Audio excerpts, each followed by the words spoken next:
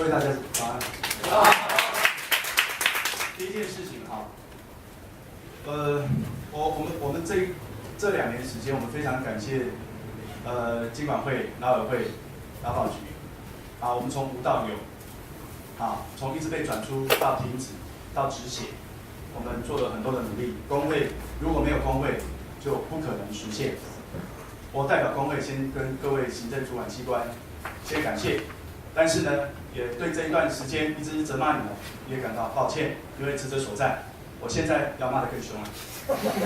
第一件事情啊，我们中华民国在劳动法令里面有合议的部分，但是只要是牵涉到合议里面碰到公法的最低的底线，就是我们劳委会跟劳工局的你要把关的部分，合议可以。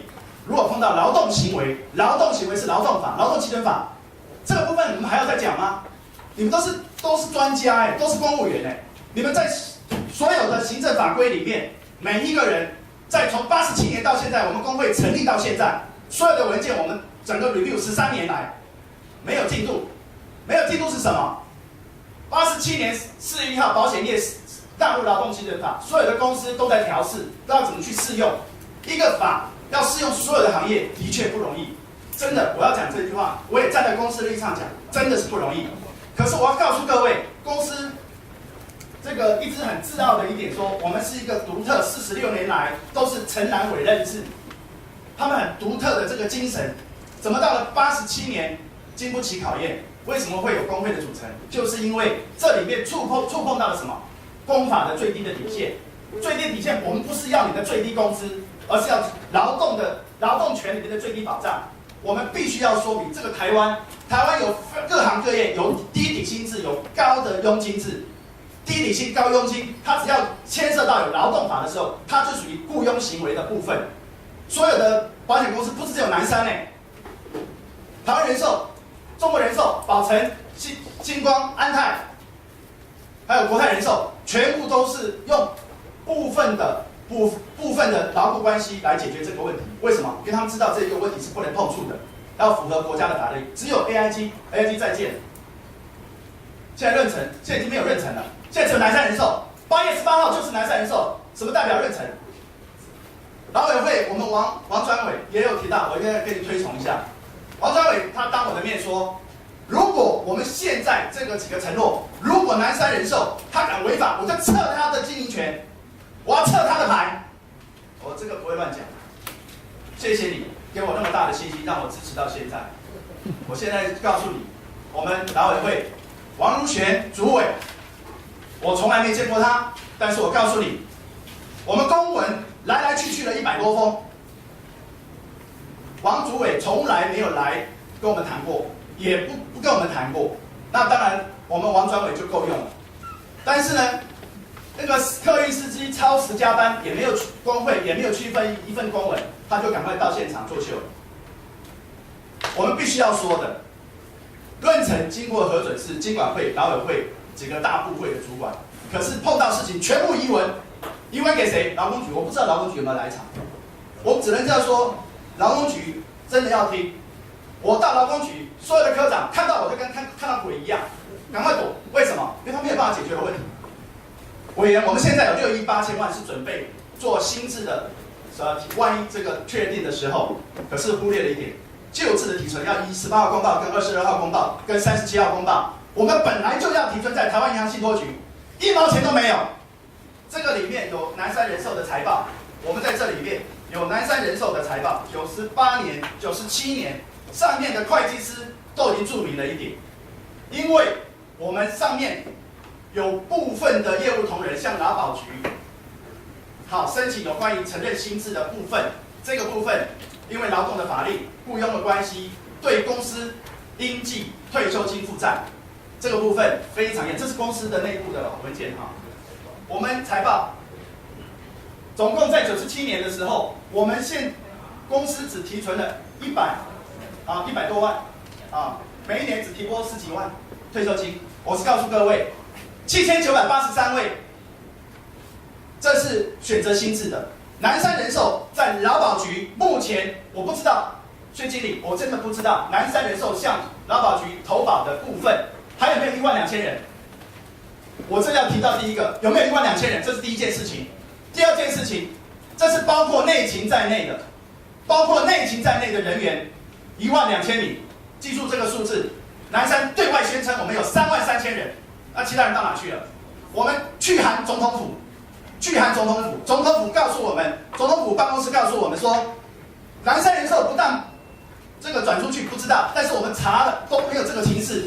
但是南山人寿的人受领薪资，南山人寿的人只有1200人在职业工会加保。好，1200人加上12000人，13000人，那还有2万人到哪去了？谁关心这个议题？我从来就讲过一句话：没有劳资争议，只有政治争议。政府跟资方的游戏，两个规则，一个是国家制定的，一个是企业制定的。劳工呢，只能遵守，他能参与制定吗？他都不行。我们在这里，要不是工会够硬，挺得住，我们早就被消灭。告诉各位，我们今天会坐在这边，是因为我们越来越团结，我们越来越知道我们该争取的这个国家这个法令，即便经过了13年，我们还站在这里。告诉各位，有关于从87年到现在，以他的劳动事实来讲，我们的法务长他就讲了，我们自己认定。那我相信你也看过12个法官的判决文，我相信你一定有看过。6个法官，12个判决文都告诉了一句事情：从你的人格从属性、经济的从属性，所有的管理的部分，各方面都可以证明你是劳富关系，你不要再硬凹了。然后说我们会有一个很合意的跟你去来签啊，没有一个人来签。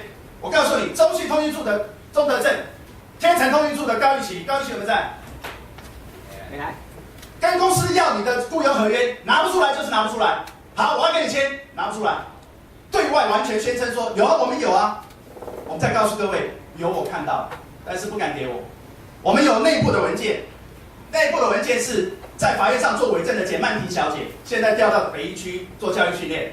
她上面的内部文件 email 被我截到一份，对不起啊，我有内勤的会员，内勤的会员的泄露公司的机密，我一定要保护他。告诉我们说，9月1号，99年9月1号，如果被评量被降职了之后，主管不是主管是业务员的话，他的劳健保应该要转出。如果不转出要怎么样做？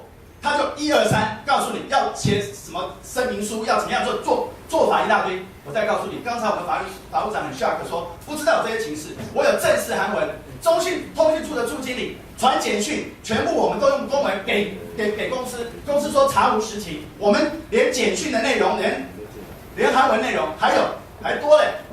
省北的黄昌儒、吕静茹副总，他们的录音表都被我们录了，我们也全部都送到劳委会、劳工局。这是发文回文没下文，劳工局被我们骂到已经不晓得骂到嘴都软了。到今天终于看到一份，连劳工局主管劳动契约、劳动行为的，他都要移给劳保局。薛经理，我们2年前我们见过，我跟你讲过，总有一天我会在立法院跟你见面。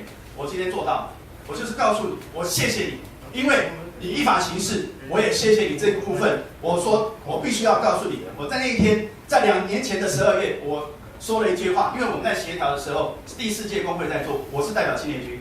可是我讲了一句话，我们劳工的权益不是你在那边依法行政。我们前几天有一个业务同仁死掉了，我必须要讲，因为缺了几万块钱，他烧炭自杀。